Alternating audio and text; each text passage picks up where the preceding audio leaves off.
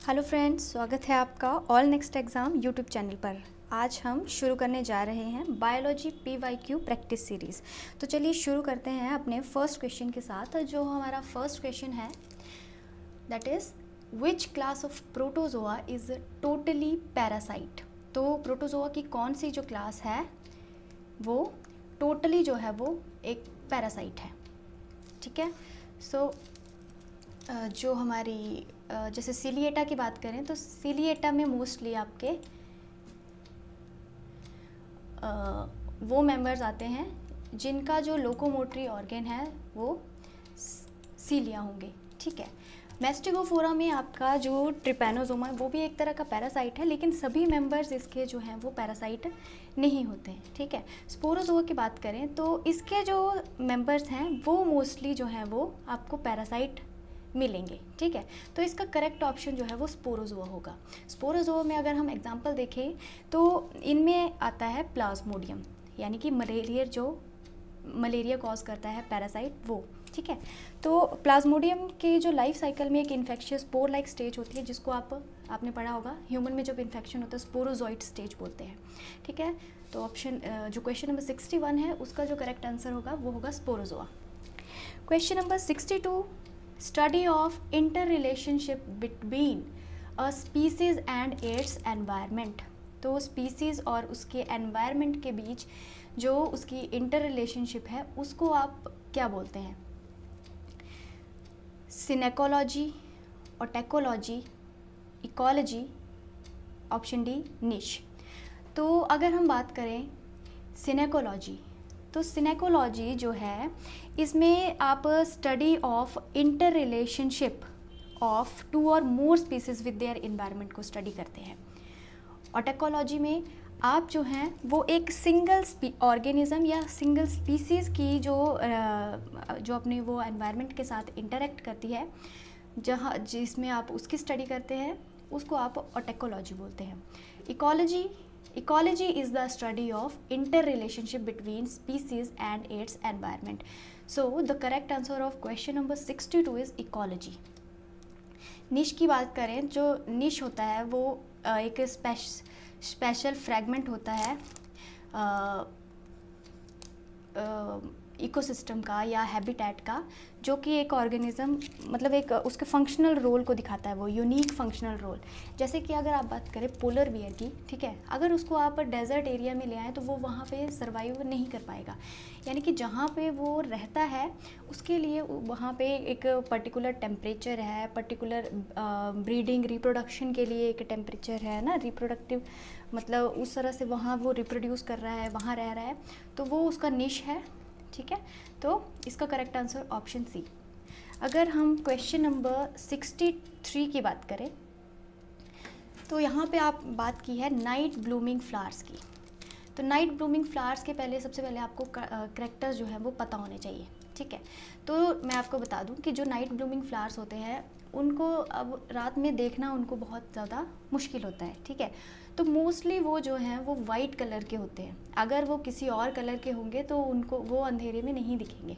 Light जैसे white colour पे जब जैसे मून लाइट पड़ती है तो वो वाइट कलर चमकता है। ठीक है। तो इसलिए एक तो वो वाइट होते हैं, ठीक है, और फ्रेगरेंस उनकी बहुत ज़्यादा स्ट्रॉन्ग होती है। ठीक है, फ्रेगरेंस स्ट्रॉन्ग होती है। और तीसरा वो क्लस्टर्स में ब्लूम करते हैं ताकि ज़्यादा से ज़्यादा क्या हो सके, पॉलिनेशन हो सके, है ना, ज़्यादा से ज़्यादा फ्लावर्स की एक साथ। तो यहाँ पे ऑप्शन ए जो है लाइट वेट बिल्कुल गलत ऑप्शन है। Option B stunted, no. Option C brightly coloured, नहीं। ठीक है, मैंने बताया कि वो लाइट कलर होते हैं, यानी कि वाइट, मोस्टली वाइट। और ऑप्शन डी ब्लूम इन क्लस्टर, ऑप्शन डी इसमें बिल्कुल सही है। ठीक है। और क्वेश्चन नंबर 64 की अगर बात करें, role of placenta is to, ये बिल्कुल डायरेक्ट क्वेश्चन आया है। ठीक है। तो इसका आंसर होगा provide nutrition to developing embryo. ठीक है। प्लेसेंटा एक कनेक्शन होता है मदर और फीटस के बीच में, ठीक है, जिससे कि फीटस को न्यूट्रिशन, जो भी ज़रूरी न्यूट्रिएंट्स हैं वो प्लेसेंटा के थ्रू, एक्सक्रीशन भी होती है ना, वो जो उसका वेस्ट होगा वो भी बाहर आएगा मदर के थ्रू ही। तो ये ऑप्शन इसका ए जो है वो सही होगा। क्वेश्चन नंबर अगर हम 65 की बात करें तो क्वेश्चन नंबर 65 है correct sequence of food chain is, अब आपको पता है मतलब प्रोड्यूसर्स, ठीक है, प्रोड्यूसर्स के बाद जो प्रोड्यूसर्स पे फीड करेंगे यानी कि हर्बीवोर्स, है ना, हर्बीवोर्स, उसके बाद हर्बीवोर्स पे फीड करने वाले यानी कि कार्निवोर्स, ठीक है, टॉप कार्निवोर्स, इस तरह से आपकी जो फूड चेन है वो इस तरह से प्रोसीड करती है। तो जैसे ऑप्शन ए है ग्रास, इंसेक्ट, बर्ड्स, स्नेक, ये बिल्कुल सही ऑप्शन है आपका, ठीक है, ज़्यादा टाइम वेस्ट ना करते हुए। अगर हम क्वेश्चन नंबर आपके 66 की बात करें तो यहाँ पे जो क्वेश्चन है, in a bacterium cell the site of respiration is, bacterium cell में साइट ऑफ रेस्पिरेशन क्या है? तो बैक्टीरियम सेल में अगर साइट ऑफ रेस्पिरेशन की बात करें वो होते हैं मीजोजोम्स। अब मीजोजोम्स तो यहाँ पे कहीं भी एग्जाम्पल ऑप्शंस में नहीं है, तो यहाँ पे जो करेक्ट ऑप्शन होगा वो होगा option B, option B chondriosome. Chondriosome mesosome का ही एक अल्टरनेटिव आप नाम यूज़ करते हैं, कॉन्ड्रियोसोम, ठीक है, तो ऑप्शन बी इसका करेक्ट आंसर है। क्वेश्चन नंबर अगर 67 की अगर हम बात करें तो क्वेश्चन नंबर 67 है आपका,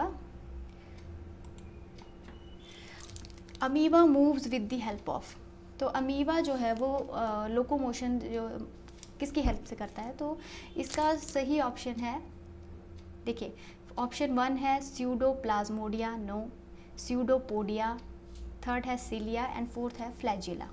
तो इसका जो करेक्ट आंसर है वो है ऑप्शन बी स्यूडोपोडिया, ठीक है। आपने देखा होगा अमीबा इरेगुलर सी, जैसे अमीबा की इस तरह की शेप होती है, तो ये प्रोजेक्शंस जो आपको दिख रही है निकली हुई, ठीक है, इनकी हेल्प से ये आगे से आगे मूव करता है, ठीक है, तो इनको बोलते हैं स्यूडोपोडिया। क्वेश्चन नंबर अगर 68 की बात करें, most common indicator organism that represents polluted water, ठीक है, पॉल्यूटेड वाटर को मतलब उसको इंडिकेट करने वाला कौन सा ऑर्गेनिज्म है जिसको आप यूज़ करते हैं ना एज ए इंडिकेटर? तो जैसे हमारा ऑप्शन ए है ई कोलाई, ऑप्शन बी है एस्टाइफी साल्मोनेला, और ऑप्शन सी है बिब्रियो, ऑप्शन डी है एंटमीबा। तो इसका जो करेक्ट ऑप्शन है वो है ऑप्शन ए ई कोलाई। इसलिए आपने देखा होगा कि जो ई कोलाई है वो ह्यूमन की इंटेस्टाइन में मिलता है, ठीक है, तो वो अगर इंटेस्टाइन में मिलता है तो वो ऑब्वियस है कि वो हमारे फीकल मैटर के साथ वो हमारी बॉडी से बाहर भी आता है, ठीक है। तो अगर कोई वाटर बॉडी अगर ह्यूमन फीकल मटेरियल से जो है वो कंटेमिनेटेड है तो उसका पता ई कोलाई से लग जाता है। ई कोलाई जितनी ज़्यादा मतलब क्वांटिटी में होगा, मतलब जो वो वाटर बॉडी का पानी है वो हमारी जो कंजम्पशन के लिए फ़िट नहीं है। अगर हम नेक्स्ट क्वेश्चन की बात करें, question number 69, when an animal has the characters of both male and female, ठीक है, तो मतलब ऐसा एनिमल जिसमें कैरेक्टर्स हैं फीमेल और मेल। तो अब यहाँ पे कैरेक्टर्स की बात की है, कैरेक्टर्स यानी कि अपीयरेंस होगी, ठीक है, अपीयरेंस में वो मेल भी होगा और फीमेल भी होगा, दोनों कैरेक्टर्स आपको दिखेंगे। तो अब हम सबसे पहले इनके ऑप्शंस को देखते हैं कि इनके ऑप्शंस में क्या क्या है। तो फर्स्ट ऑप्शन है इंटरसेक्स। अब इंटरसेक्स की अगर बात करें तो इंटरसेक्स का मतलब होता है ऐसा ऑर्गेनिज्म जिसमें मेल और फीमेल रिप्रोडक्टिव स्ट्रक्चर्स हैं प्रेजेंट, सिर्फ और कोई ये नहीं है उसके पास कैरेक्टर, सिर्फ रिप्रोडक्टिव स्ट्रक्चर्स प्रेजेंट है, ठीक है। सेकंड है गाइनेंड्रोमॉर्फ। तो गाइनेंड्रोमॉर्फ ऐसा ऑर्गेनिज्म होता है जिसमें मेल और फीमेल दोनों के कैरेक्टर्स होते हैं। ऑप्शन बी यहाँ पे करेक्ट हो जाता है, ठीक है। चलिए थर्ड ऑप्शन भी देख लेते हैं। सुपर फीमेल का मतलब होता है एक्स्ट्रा एक्स क्रोमोसोम, ट्राइजोमी होती है इसमें, ठीक है, एक्स्ट्रा एक्स क्रोमोसोम जिसके पास होगा वो सुपर फीमेल होगी, और सुपर मेल होता है जिसके पास एक्स्ट्रा वाई क्रोमोसोम होगा, ठीक है। चलिए नेक्स्ट क्वेश्चन देखते हैं। क्वेश्चन नंबर 70 है आपका, in human beings the eggs are, ठीक है। अब ह्यूमन एग्स के बारे में पूछा है। अब यहाँ पे लेसिथल वर्ड यूज़ हुआ है यानी कि योग की बात की है, ठीक है। माइक्रो होता है बहुत कम अमाउंट में योग, मैक्रो बहुत ज़्यादा अमाउंट में योग, मीज़ो थोड़ा मॉडरेट अमाउंट में, और ए लेसिथल का मीनिंग होता है बिल्कुल और नहीं, मतलब योग प्रेजेंट नहीं है। तो इसका जो करेक्ट ऑप्शन है वो है ऑप्शन डी। तो ऑप्शन डी ए लेसिथल, यानी कि इस ह्यूमन एग में योग प्रेजेंट नहीं होगा, ठीक है। और ह्यूमन एग, एक्चुअली योग इसलिए प्रेजेंट होता है एग में ताकि जो डेवलपिंग एम्ब्रियो है उसको न्यूट्रिशन मिल सके।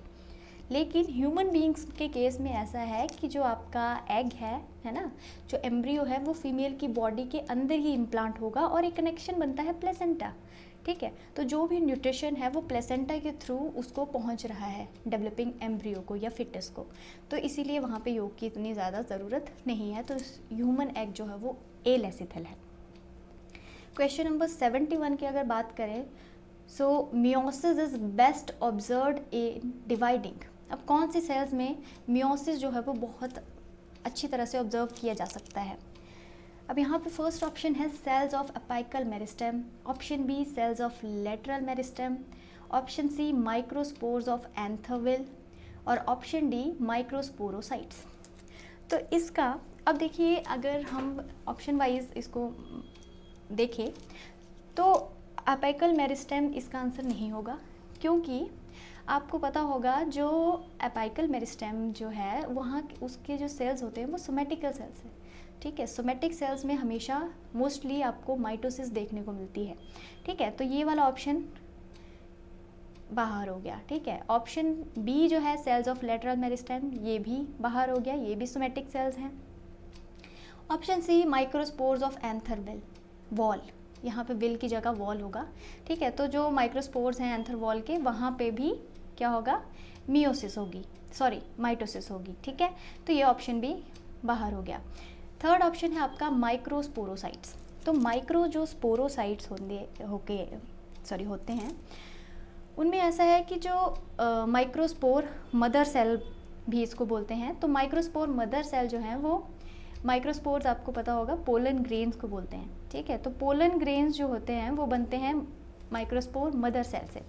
माइक्रोस्पोर मदर सेल होते हैं डिप्लॉइड, और डिप्लॉइड माइक्रोस्पोर मदर सेल से आप बनाते हैं हैप्लॉइड पोलन ग्रेन, ठीक है। तो आपको पता है मियोसिस जो है रिडक्शनल डिवीज़न है, तो इसलिए माइक्रोस्पोर मदर सेल में क्या होती है, मियोसिस। तो ऑप्शन डी इसमें करेक्ट है, ठीक है। अब हम नेक्स्ट क्वेश्चन की तरफ मूव करते हैं। जो नेक्स्ट क्वेश्चन है आपका, study of formation of growth and development of new individual from an egg, ठीक है। एग से आप क्या स्टडी कर रहे हैं, फॉर्मेशन, ठीक है, एग की फॉर्मेशन, फिर ग्रोथ, ठीक है, वो ग्रो कैसे कर रहा है, और उसकी डेवलपमेंट, ठीक है, मतलब वो डेवलप होके क्या बनाएगा, एक नया इंडिविजुअल बनाएगा। तो उसकी स्टडी को आप, इसका सीधा सीधा आंसर है एम्ब्रियोलॉजी, ठीक है।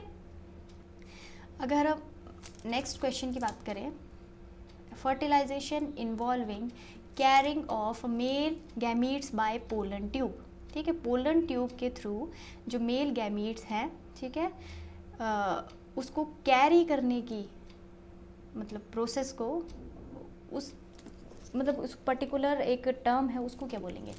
अब पोरोगैमी की हम बात करें तो पोरोगैमी ऐसी कंडीशन है जब पोलन ट्यूब माइक्रोपाइल के थ्रू एंटर करती है ओव्यूल में, ठीक है।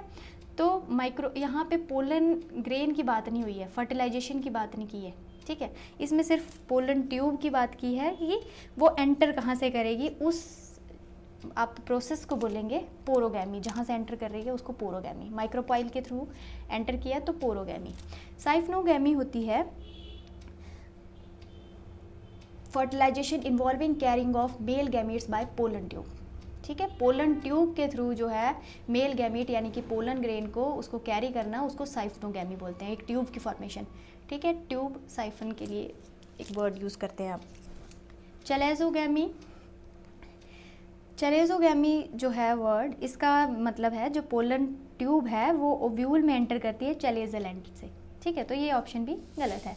तो 73 जो क्वेश्चन है उसका जो करेक्ट आंसर है वो है ऑप्शन बी, ठीक है, साइफनोगैमी। क्वेश्चन नंबर 74 की बात करें, Khorana was awarded Nobel Prize for, Hargobind for Khorana, ठीक है, एक साइंटिस्ट थे, तो उनको जो है वो नोबेल प्राइज़ मिला था, ठीक है।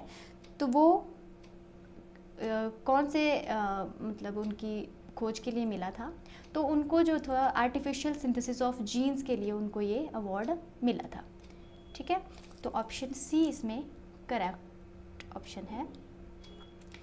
क्वेश्चन नंबर 75 की अगर बात करें, विच इज़ रॉन्गली मैच्ड। ठीक है, इसमें मैच देखना है आपने कि कौन सा रॉन्ग है। तो इसमें जो है ऑप्शन ए है alcohol, nitrogenase, detergents, lipase, textile, amylase, fruit juice, pectinase. तो यहाँ पे जो ऑप्शन ए है आपका अल्कोहल, नाइट्रोजनेस का अल्कोहल में कोई काम नहीं है। ठीक है, तो ये बिल्कुल रॉन्गली मैच्ड है, तो इसमें ऑप्शन जो है वो ए जो है वो करेक्ट है। बाकी सब बिल्कुल करेक्टली, डिटर्जेंट्स, लाइपेज इससे रिलेटेड है, टेक्सटाइल से रिलेटेड अमाइलेज है, फ्रूट जूसेस से रिलेटेड पेक्टिनेस है। ठीक है, क्वेश्चन नंबर 76 की बात करें तो क्वेश्चन नंबर 76 है molecular scissors used in genetic engineering. ठीक है, जेनेटिक इंजीनियरिंग में मॉलिक्यूलर सीजर जो कि कट करता है डीएनए को, ठीक है, तो उसको आप बोलते हैं रेस्ट्रिक्शन एंडोन्यूक्लियस। ठीक है, तो ऑप्शन सी यहाँ पे करेक्ट ऑप्शन है। अगर हम बात करें नेक्स्ट क्वेश्चन की, what is the reserve food present in blue green algae.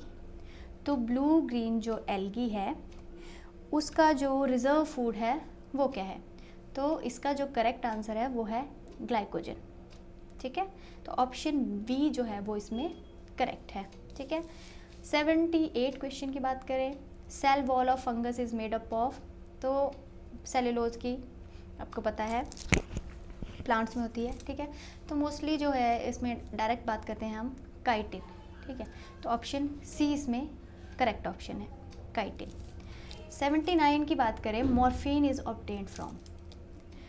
तो जो मॉर्फिन है वो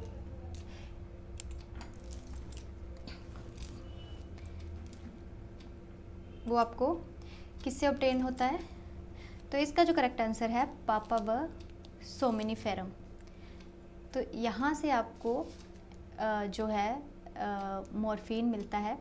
तो मॉर्फिन डायरेक्टली नहीं मिलता है, ये जो है वो ओपियम का एक डेरिवेटिव है। ठीक है, मतलब जो आपके पास पापावर सोमनिफेरम से आप ओपियम जो है वो ऑब्टेन करेंगे। ठीक है, और ओपियम से आगे मॉर्फिन, कोडीन, हीरोइन और ऑक्सीकोडोन जो है वो ये सब डेरिवेटिव जो है हम एक्सट्रैक्ट करते हैं। ठीक है, next question is technique which involves deliberate manipulation of genes between species is called. ठीक है, manipulation of genes between species, दो स्पीसीज़ के बीच में, है ना, अलग अलग स्पीसीज़ के बीच में आप मैनिपुलेशन करते हैं जीन्स को, है ना, ट्रांसफ़र कर रहे हैं आप, तो उस टेक्निक को क्या बोलेंगे आप, तो उस टेक्निक को आप बोलते हैं जेनेटिक इंजीनियरिंग। ठीक है,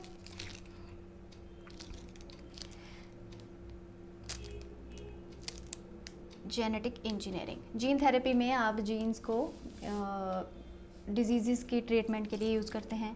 टिश्यू कल्चर में आप टिश्यूज़ को कल्चर करते हैं, ठीक है, और नए प्लांट्स वगैरह ग्रो करते हैं। हाइब्रिडोमा टेक्नोलॉजी में आप जो हैं वो मोनोक्लोनल एंटीबॉडीज़ की सिंथेसिस करते हैं। क्वेश्चन नंबर 81 की बात करें, while on a journey up in the hills you may come across a thick forest of Pinus giardiana. What is the most probable altitude of that region from sea level? तो सी level से अगर आप hills की तरफ को जाएंगे तो आपको मान लो जो कोई जा रहा है तो उसको थिक फॉरेस्ट मिल रहा है पाइनस जियार्डियाना का। ठीक है, तो वहाँ पे आपसे ये एल्टीट्यूड पूछा है कि कौन से एल्टीट्यूड पे वो फॉरेस्ट आपको मिलते हैं। देखिए, तो उसका जो मोस्ट प्रोबेबल जो एल्टीट्यूड है वो है 2000 to 4000 अप्रॉक्सीमेटली। जैसे ऐसे अगर बात करें तो वो 1800 से 3300 तक हो सकता है। ठीक है, तो इसका मोस्ट जो उसके नज़दीक वाला ऑप्शन है वो है ऑप्शन बी। तो ये ऑप्शन बी यहाँ पे करेक्ट है। अगर हम बात करें food material in x albuminous seed is mainly stored in.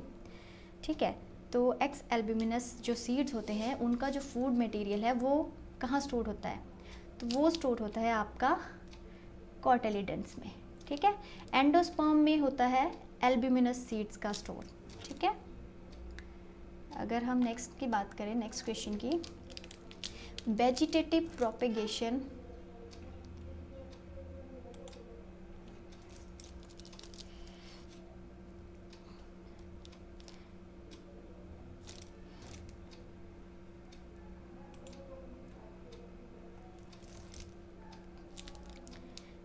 Vegetative propagation through process of grafting is not possible in monocots because, तो monocots में जो vegetative propagation है वो क्यों पॉसिबल नहीं है?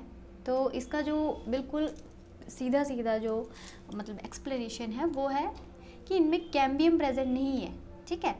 कैम्बियम का ऐसा है कि कैम्बियम में मतलब सेल्स वो खुद ग्रो कर सकती है ना, उनकी मतलब ऐसे एक्टिवली डिवाइड कर सकती है वो सेल्स, ठीक है, रीजनरेट।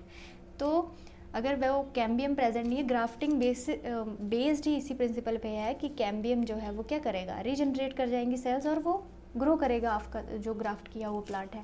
लेकिन अगर कैम्बियम प्रेजेंट नहीं है तो ऐसा पॉसिबल नहीं होगा। तो इसका जो करेक्ट आंसर है cambium is absent in the vascular bundle. Question number 84 की अगर बात करें, the special structure which can transport material across the cell membrane, ठीक है। तो जो मेम्ब्रेन प्रोटीन्स, इसका जो करेक्ट आंसर है वो है प्रोटीन्स, ठीक है। ये प्रिंट मिस्टेक है, ठीक है। इसका जो करेक्ट आंसर है वो है option A, protein. Which one of, next question है, which one of these helps in uniform distribution of water and manure in the soil, ठीक है। तो वाटर और मैन्योर को सॉइल में अच्छी तरह से यूनिफॉर्मली डिस्ट्रीब्यूशन जो है वो किस प्रोसेस से होता है?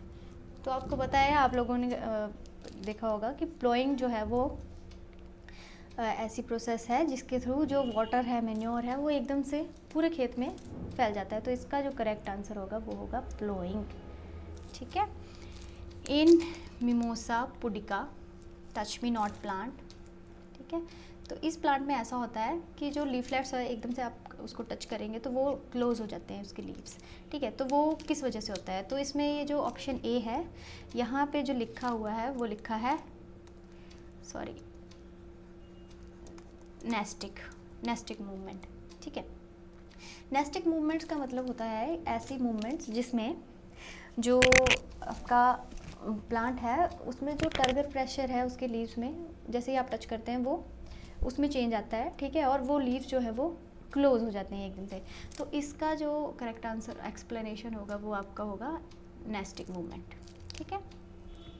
क्वेश्चन नंबर अगर 87 की बात करें तो इसमें जो है वो आपका क्वेश्चन है, which of the processes is performed exclusively by bacteria, ठीक है।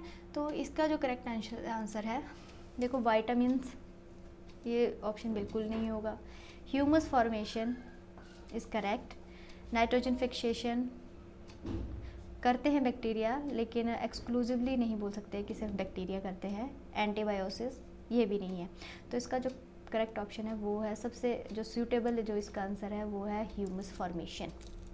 ये आपका ऑप्शन ठीक है, ठीक है। क्वेश्चन नंबर 88 की बात करें, इरोडेड सॉइल्स आर, ठीक है। अब इरोडेड सॉइल्स यानी कि सॉइल का इरोजन हो चुका है। इरोजन में क्या होता है, जो सॉइल की अपर लेयर होती है वो वाटर जो है वो अपने साथ बहा के ले जाता है, ठीक है।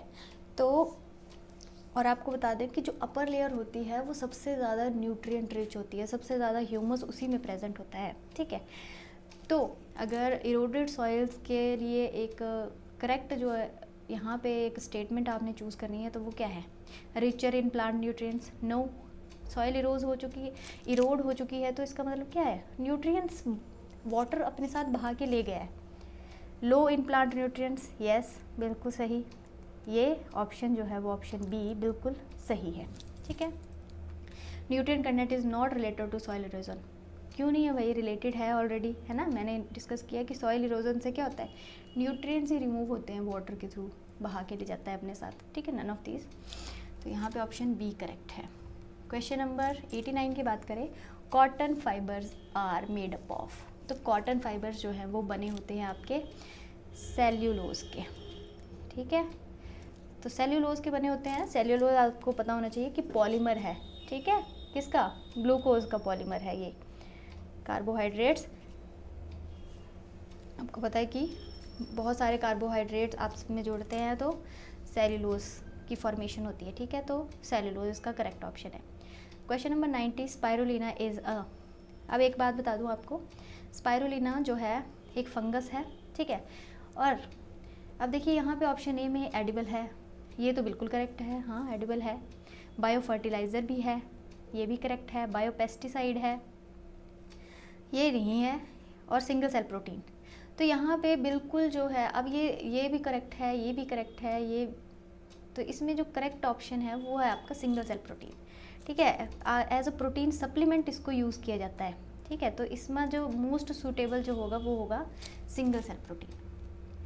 अगर हम नेक्स्ट की बात करें, विच of the following is edible fresh water algae, ठीक है। अब एडिबल फ्रेश वाटर एल्गी की बात की है, एक तो फ्रेश वाटर हो साथ में एडिबल भी हो। तो पहले तो इसका करेक्ट जो आंसर है वो है क्लोरेला, पहले तो करेक्ट आंसर की बात होगी, ठीक है। अगर ऑप्शन ए की बात करें, ठीक है, माइक्रोसिस्टिस जो है ये क्या है, फ्रेश वाटर एल्गी तो है, लेकिन ये खाने लायक नहीं है, एडिबल नहीं है, पॉइजनस हो सकती है ये हमारे लिए, ठीक है। नॉस्टॉक की बात करें, फ्रेश वाटर है लेकिन ये भी एडिबल नहीं है।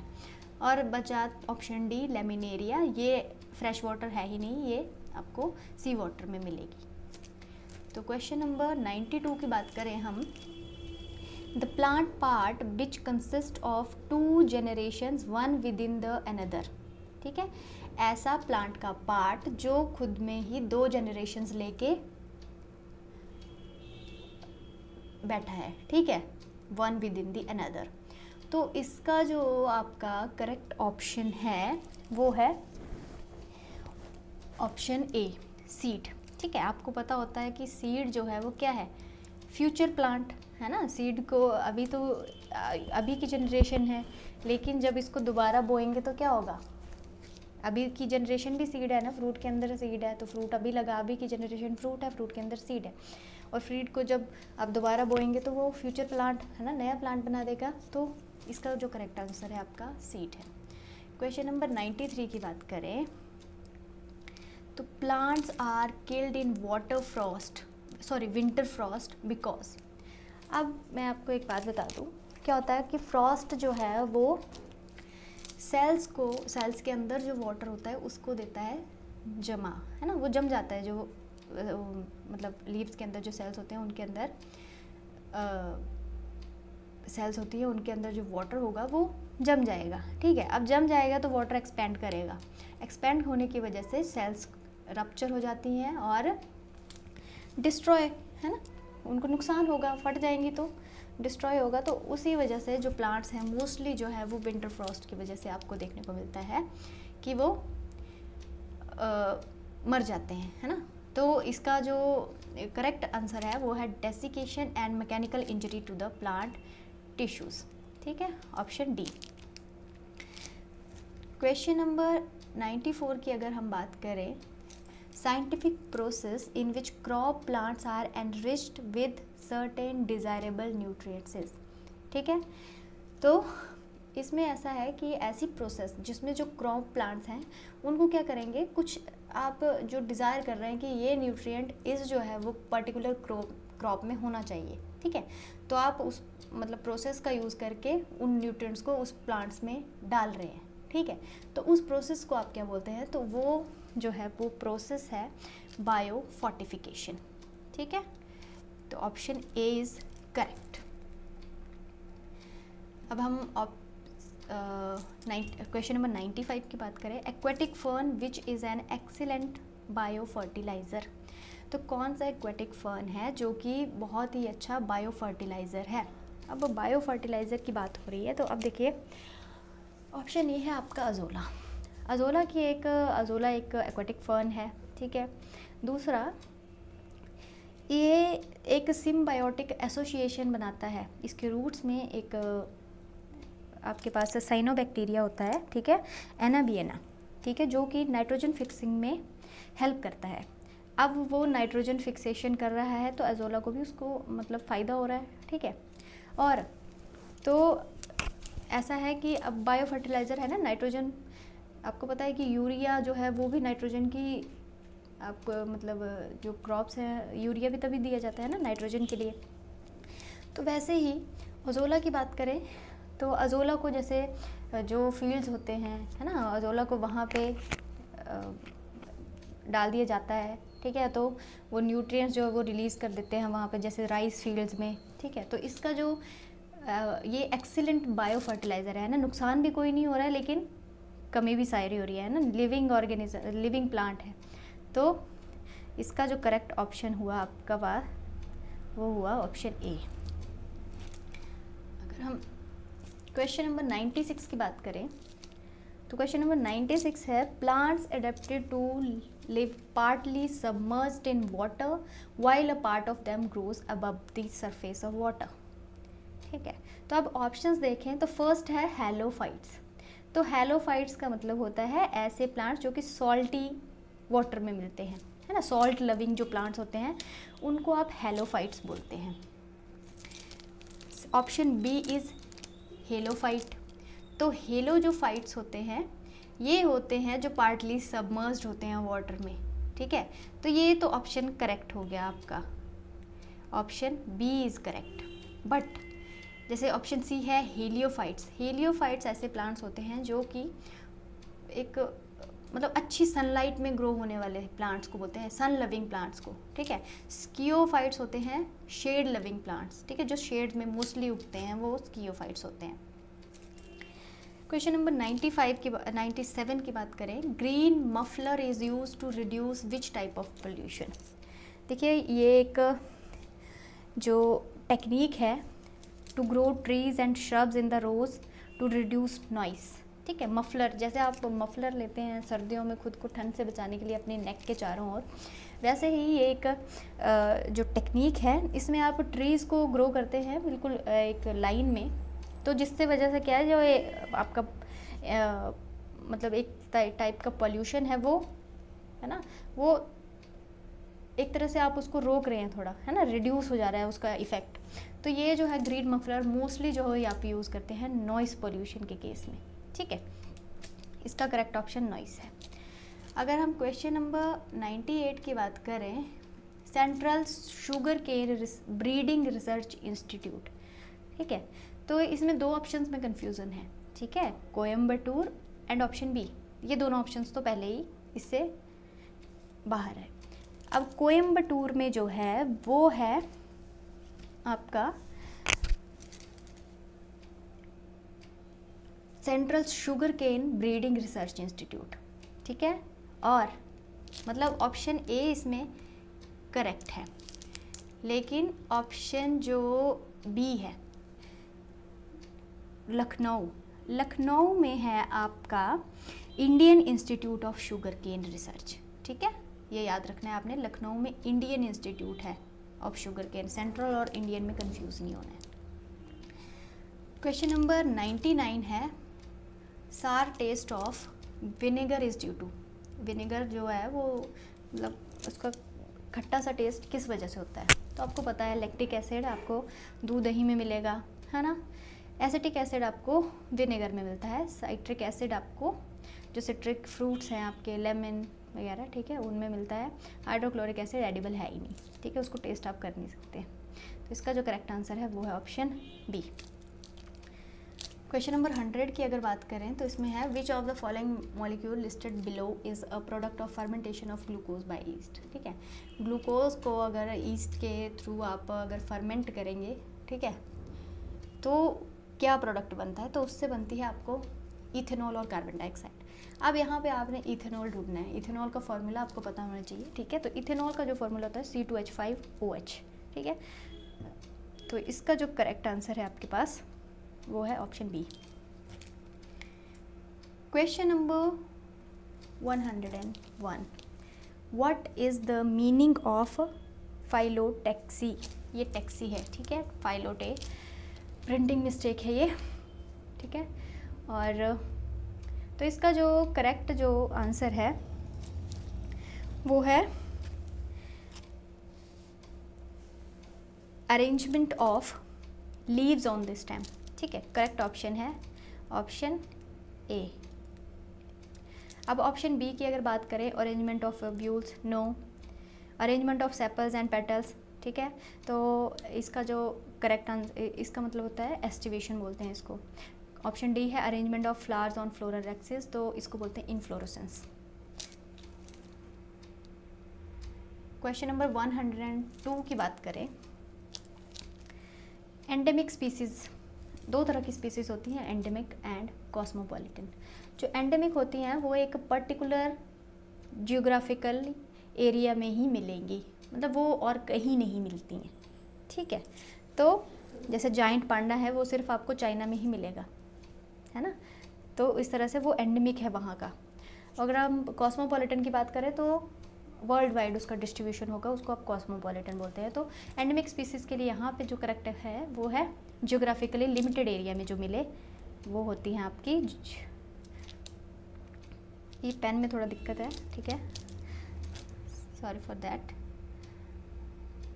क्वेश्चन नंबर 103 की अगर बात करें, wild relatives of cultivated plants are conserved because they, ठीक है, जो कल्टिवेटेड प्लांट्स हैं, है ना, उनके जो वाइल्ड रिलेटिव्स हैं उनको कंजर्व क्यों किया जाता है। ठीक है, तो ऐसा होता है कि जो कि वाइल्ड रिलेटिव्स होते हैं उनमें उनके पास बहुत सारे यूज़फुल जीन्स होते हैं एक्चुअली। ठीक है, और जो कल्टिवेटेड प्लांट्स में हैं उनमें वो चीज़ें, उनमें वो जीन्स जो हैं वो लॉस्ट हो रहे हैं, खतरा है उनके लॉस्ट होने का। तो इसलिए जो वाइल्ड रिलेटिव्स हैं उनको जो है वो कंजर्व करने की ज़रूरत है। तो इसका जो करेक्ट जो आंसर होगा वो होगा carry useful genes which may be lost in the cultivated plants. Question number 104, which is refer to as lungs of the planet earth. तो आपको पता है अमेजोन रेन फॉरेस्ट इसका करेक्ट आंसर है। तो यहाँ पे लगभग, ठीक है, अर्थ की जो है 20% जो ऑक्सीजन है वो यही प्रोड्यूस करते हैं। ठीक है, अगर ऑक्सीजन ये प्रोड्यूस कर रहे हैं तो इसका मतलब क्या है, कार्बन डाइऑक्साइड भी ये बहुत ज़्यादा एब्जॉर्ब कर रहे होंगे, है ना, लंग्स इसीलिए बोल रहे हैं इनको। तो इसका जो आपका करेक्ट आंसर हुआ वो है ऑप्शन डी। पेन में बड़ी दिक्कत आ रही है। नेक्स्ट क्वेश्चन की बात करें, which is not true for species. तो स्पीसीज़ के लिए कौन सा जो यहाँ पे ये स्टेटमेंट है वो करेक्ट नहीं है। Option A, members of species can interbreed. Yes, ये तो ट्रू है। नॉट ट्रू पूछा है यहाँ पे, ध्यान रखना है आपने। नॉट आप हमेशा, मतलब मोस्टली हम इग्नोर कर देते हैं, ठीक है, तो नॉट यहाँ पे हमेशा आपने इस पे ध्यान देना है कि नॉट लिखा है। ठीक है, तो स्पीसीज़ के लिए ट्रू नहीं है, तो ये तो ट्रू है ना। इंटरब्रीड, फ्रीली इंटरब्रीड, स्पीशीज़ की डेफिनेशन ही यही है। ठीक है, group of similar organism which can interbreed. Question इसका जो नेक्स्ट ऑप्शन है, इसमें gene flow does not occur between population of same species. Gene flow होता है, क्यों नहीं होता है ना, नॉट लगा है, तो ये तो स्टेटमेंट बिल्कुल गलत है, नहीं है ये ट्रू। ऑप्शन सी भी देख लेते हैं, a species is reproductively isolated from other species. Yes, है ना, ऐसे तो नहीं ना कि किसी भी स्पीसीज़ के साथ आप लोग जाके रिप्रोड्यूस कर सकते हो, ऐसा नहीं है। ठीक है, variation occur among members of species, हाँ ठीक है, कुछ यूज़फुल भी होती है, कुछ पास होती हैं, मतलब एक जनरेशन से दूसरी जनरेशन में, और कुछ नहीं होती है। यूज़फुल और नॉट यूज़फुल दोनों तरह की वेरिएशंस होती हैं स्पीसीज़ में। तो इसका सही जो ऑप्शन है वो है बी, जीन फ्लो। नेक्स्ट जो ऑप्शन है, सॉरी क्वेश्चन है, species diversity increases as one proceeds from. ठीक है, तो स्पीसीज डाइवर्सिटी कैसे इंक्रीज होती है। अब जैसे यहाँ पे ऑप्शंस हैं एल्टीट्यूड और लैटीट्यूड के बारे में, तो हमेशा याद रखना कि हाई एल्टीट्यूड पे ऑक्सीजन की कमी होगी, तो वहाँ पे आपको ज़्यादा स्पीसीज डाइवर्सिटी देखने को नहीं मिलेगी। ठीक है, तो ये वाला ऑप्शन तो गलत हो गया, ऑप्शन ए गलत है। ऑप्शन बी की बात करें, हाई टू लो एल्टीट्यूड, हाँ ये ठीक है, and low to high latitude, ठीक है। तो जो लो टू हाई लैटिट्यूड की अगर बात करें हम, जो स्पीसीज डाइवर्सिटी है वो कैसे इंक्रीज़ होगी, ठीक है। तो अगर स्पीसीज डाइवर्सिटी जो है, एक तो हाई टू लो, ठीक है, हाई टू लो अब जब आएंगे तो आपकी स्पीसीज डाइवर्सिटी इंक्रीज़ होती है, और जो आपका लो टू हाई लैटिट्यूड की जब आप बात करेंगे, उसमें आपका जो अब ये आपको जैसे जैसे पहाड़ों से नीचे उतरते हैं, आपको मतलब जो स्पीसीज डाइवर्सिटी है वो आपको ज़्यादा देखने को मिलेगी, ठीक है। और जैसे ही आप पोल्स से इक्वेटर की तरफ को आते हैं, है ना, पोल्स पे स्पीसीज डाइवर्सिटी उतनी नहीं होती है ना। आपको पता है पोल्स पे मोस्टली क्या होता है, बर्फ़ जमी रहती है, तो वहाँ पे इतनी स्पीसीज डाइवर्सिटी नहीं होती है। लेकिन जब आप इक्वेटर की साइड को आते हैं तो आपको देखने को मिलता है कि स्पीसीज डाइवर्सिटी इंक्रीज़ हो रही है, ठीक है। तो इसका जो करेक्ट ऑप्शन है वो है ऑप्शन सी, ठीक है। High to low altitude, high से जब लो एल्टीट्यूड पे आएंगे तब इंक्रीज़ होगी, और हाई टू लो लैटिट्यूड, ठीक है, लो लैटिट्यूड की तरफ जब आएंगे तब आपकी स्पीसीज डाइवर्सिटी जो है वो इंक्रीज़ होगी। तो option C is correct. Next अगर क्वेश्चन की बात करें हम, animals living at the bottom of the sea are known as, ठीक है, जो बॉटम ऑफ सी में आपको एनिमल्स मिलेंगे उनको आप क्या बोलेंगे? तो उनके लिए तो एक करेक्ट जो टर्म है वो है बेंथिक, ठीक है। अब अगर लेंटिक की बात करें, लेंटिक का मतलब होता है जो कि स्टिल वाटर में मिलते हैं, रुका हुआ पानी है उसमें जो मिलेंगे, ठीक है। पियाजिक नहीं है, यहाँ पे पेलाजिक होगा, ठीक है, जो फ्लोट और स्विम करेंगे, ठीक है। और लोटिक का मतलब होता है फ्लोइंग वाटर में जो मिलेंगे उनको आप लोटिक बोलते हैं, ठीक है। क्वेश्चन नंबर 108 की बात करें, what is the common among silverfish, scorpion, crab and honey bee. तो इसमें इन सब में कॉमन ये है। अब सिल्वर फिश देख के आप लोग ये मत सोचना कि सिल्वर फिश एक तरह की फ़िश है, नो, ये एक इंसेक्ट है, ठीक है।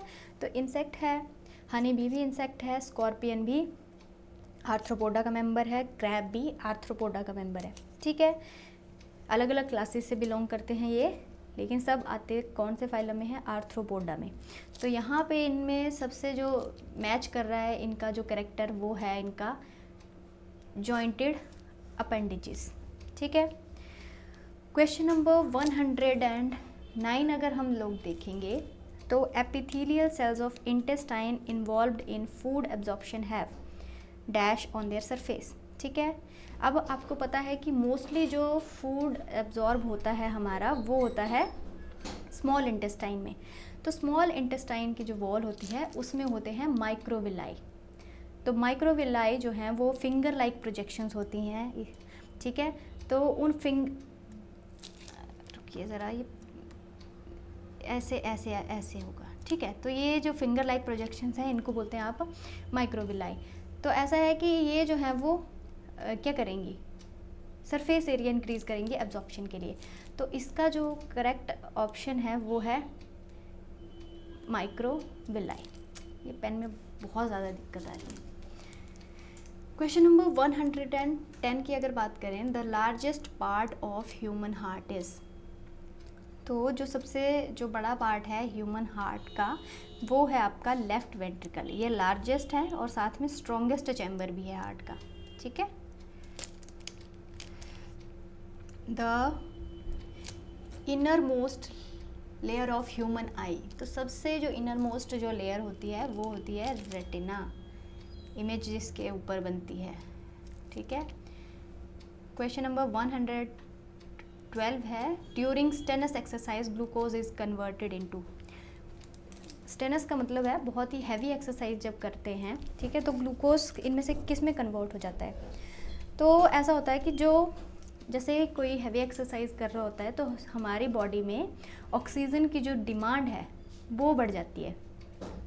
अब हमारी बॉडी के लिए पॉसिबल नहीं है उस बढ़ी हुई ऑक्सीजन की डिमांड को पूरा करना, तो इसीलिए क्या होता है कि जो ग्लूकोज है वो मेटाबोलाइज होना शुरू हो जाता है विदाउट ऑक्सीजन। तो विदाउट ऑक्सीजन हो रहा है तो उस प्रोसेस को आप एनारोबिक रेस्पिरेशन बोलेंगे, ठीक है। तो इसमें जो पायरूवेट जो प्रोड्यूस होगा इस वजह से, ठीक है, तो वो ग्लूकोज से डायरेक्टली वो लैक्टिक एसिड में कन्वर्ट हो जाता है, ठीक है। तो इसकी वजह से जो मसल्स में क्रैम्प्स भी होते हैं, ठीक है, तो वो लैक्टिक एसिड प्रोड्यूस होने की वजह से हुआ होता है, ठीक है। हैवी एक्सरसाइज की वजह से ग्लूकोज जो है वो लैक्टिक एसिड में कन्वर्ट हो गया होता है, एनारोबिक रेस्पिरेशन हो रही होती है उस टाइम पर। 113 which hormone is known as fight and flight hormone. तो इसको जो एड्रेनलिन, ये करेक्ट आंसर है, ठीक है। ये प्रोड्यूस होता है हार्मोन, जैसे कोई अचानक से हम डर जाते हैं या एकदम से शॉक में, तो एड्रेनलिन प्रोड्यूस होता है, ठीक है। Filter feeding is a kind of nutrition named. तो इसका जो करेक्ट जो आंसर है वो है होलोजोइक, ठीक है। 115 अगर हम बात करें, which one of the following groups of animals used joint legs for locomotion. तो जॉइंटेड लेग्स जो है वो आर्थ्रोपोडा का कैरेक्टरिस्टिक फीचर है, ठीक है, जॉइंटेड अपेंडेजेस। अगर हम बात करें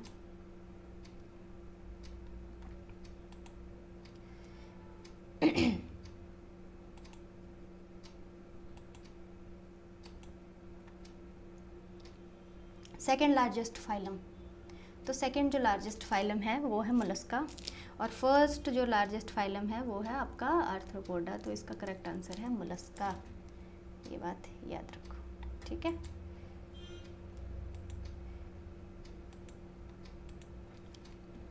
रेस्पिरेशन इज़ कंट्रोल्ड बाय, तो रेस्पिरेशन जो है वो उसको कौन कंट्रोल करता है, तो वो उसको कंट्रोल करता है मेडुला ऑब्लोंगेटा। जो रेस्पिरेटरी सेंटर होता है वो होता है मेडुला ऑब्लोंगेटा में, ठीक है। और जो रेस्पिरेटरी सेंटर है वो रिस्पॉन्ड करेगा जैसे changes in blood oxygen level, ठीक है, CO2 और pH लेवल्स के लिए। वो रिदमिक नर्व इम्पल्सेस जनरेट करता है, ठीक है। तो और उसी वजह से डायफ्राम जो और बाकी रेस्पिरेटरी मसल्स हैं उनको स्टिमुलेट, मतलब स्टिमुलस मिलता है उस वजह से, ठीक है। तो इसका जो करेक्ट आंसर है वो आपका मेडुला ऑब्लोंगेटा है, ठीक है। Spleen is refer to as, तो स्प्लीन जो है वो ग्रेवयार्ड ऑफ RBC है, ठीक है। तो ऐसा है कि स्प्लीन में जो RBC हैं वो जाके डिस्ट्रॉय होते हैं, ठीक है। और एक तो वो वहाँ जाके जाएंगे और वहाँ पे वो स्प्लीन जो है वो उनको डिस्ट्रॉय कर देगा। नेक्स्ट जो क्वेश्चन है वो है identify the correct order of organization of genetic material. तो इसका जो करेक्ट है वो है gene, chromosome and genome. Gene होता है segment of DNA that contain instruction for making proteins, ठीक है। स्मॉलेस्ट सेगमेंट है DNA का, ठीक है। यूनिट ऑफ बेसिक यूनिट है हेरिडिटी की जीन। उसके बाद जीन जो है सेगमेंट ऑफ DNA था, और क्रोमोसोम बहुत सारे DNA से मिलके बना होता है, DNA प्लस प्रोटीन, ठीक है, वो क्रोमोसोम है। और साथ में जीनोम जो है वो कंप्लीट सेट है, एक ऑर्गेनिज्म में प्रेजेंट DNA का कंप्लीट सेट, उसको आप जीनोम बोलेंगे। तो इसका जो करेक्ट सीक्वेंस है वो है ऑप्शन बी, ठीक है। क्वेश्चन नंबर 120 की अगर बात करें, total number of ribs which are attached directly to the sternum, ठीक है। स्टर्नम से जो डायरेक्टली अटैच्ड होती हैं वो कितनी होती हैं, ठीक है।